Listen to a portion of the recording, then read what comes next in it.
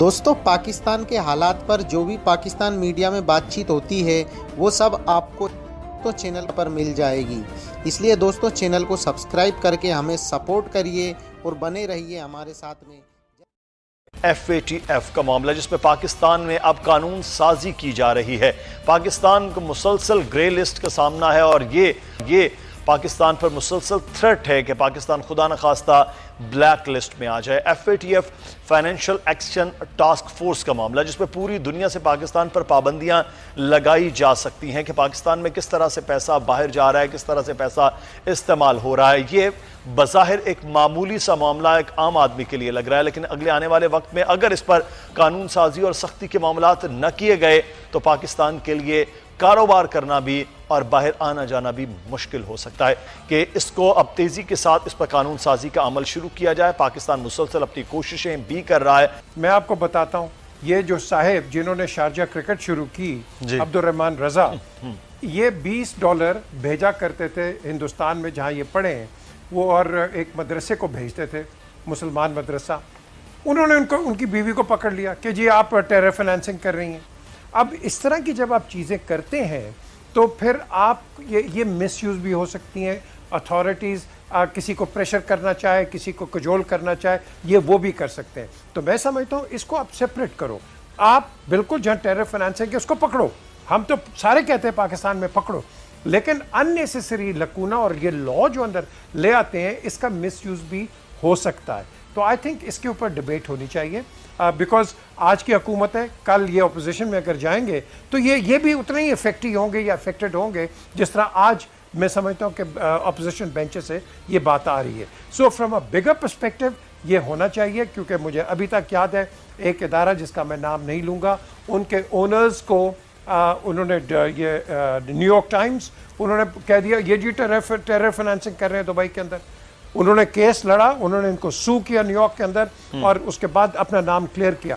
تو یہ کسی کو بھی کر سکتے ہیں، تو میں سمجھتا ہوں یہ اس کے اندر we have to be very careful کہ آگے ہم اس پہ کیسے ڈیبیٹ کریں۔ اس پہ بڑی سنجیدہ ڈیبیٹ ہونی چاہیے مدثر، یہ نہیں کہ پولیٹیکل پوائنٹ سکورنگ، بیکاز یہاں پولیٹیکل پوائنٹ سکورنگ کا ٹائم ہی نہیں ہے پاکستان کے لیے۔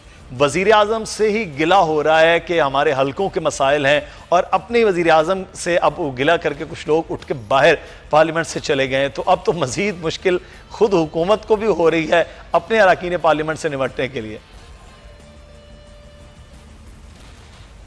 اس کو کہتے ہیں parliamentarian indiscipline with in a party. آپ اپنے پرائم منسٹر کو اس طرح اگر آپ گراؤ گے، اس سے پہلے اگر آپ کا کوئی پرابلم ہے، یہ ہوتا ہے یوزلی کہ جو ممبرز ہوتے ہیں وہ جا کے پرائم منسٹر سے آڈینس لیتے ہیں اور ان کو بتاتے ہیں کہ جی یہ ہماری پرابلمز ہیں، آپ اس کو ریزالو کرو۔ اگر آپ پبلکلی آتے ہو اور اس طرح آپ نیشنل اسمبلی میں اگر آپ بہیو کرو گے تو you don't give a very good impression of the incumbent government. آپ گورنمنٹ کو آپ in not so many ways, لیکن آپ گورنمنٹ کو انڈرمائن کرتے ہو کہ یہ تو گورنمنٹ کام ہی نہیں کر رہی۔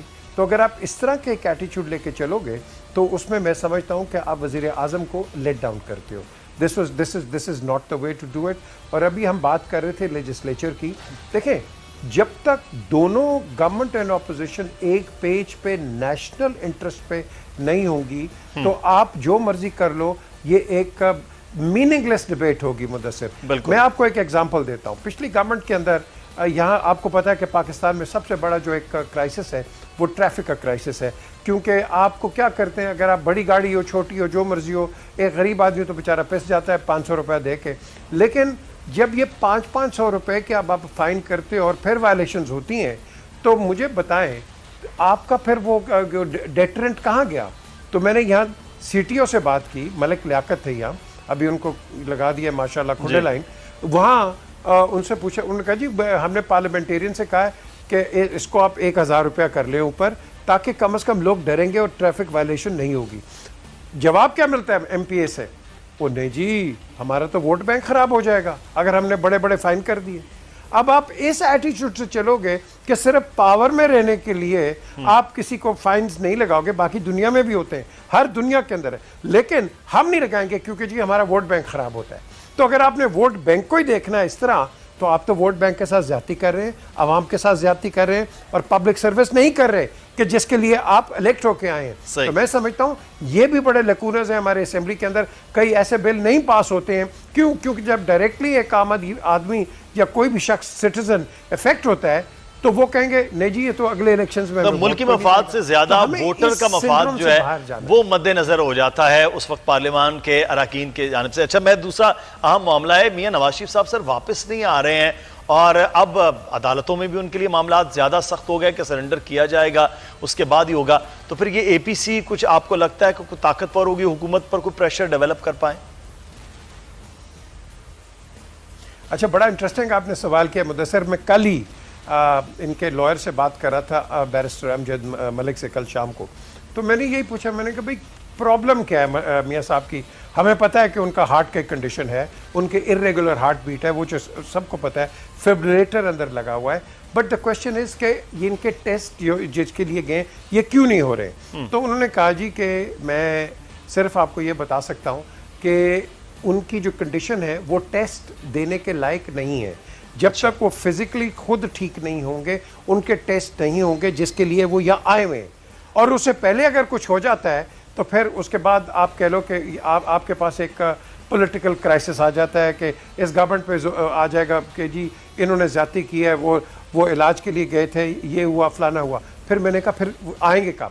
انہوں نے کہا جی اب بیسکلی ایکسٹریڈیشن ٹریٹی تو ہے نہیں ہماری کوئی پاکستان اور انگلینڈ کے درمیان. اب ایک ہی طریقہ ہو سکتا ہے کہ جو ان کی جو گورنمنٹ ہے, جو انکمبنٹ گورنمنٹ ہے, وہ ان کو لکھے گی ہوم آفس کو.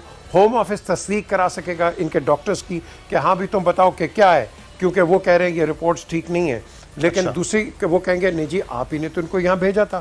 سو یہ بڑی یہ ایک کھچڑی سی ہے جو کہ کھچڑی ٹھیک بھی ہو سکتی ہے اور ایک بہت اگلی شیپ بھی لے سکتی ہے. دوستوں ہم سب کو پتا ہے کہ ایف اے ٹی ایف میں پہلے صرف اور صرف منی لانڈرنگ کی بات ہوتی تھی, لیکن اس کے بعد ٹیررزم کو بھی اس میں انکلوڈ کر لیا.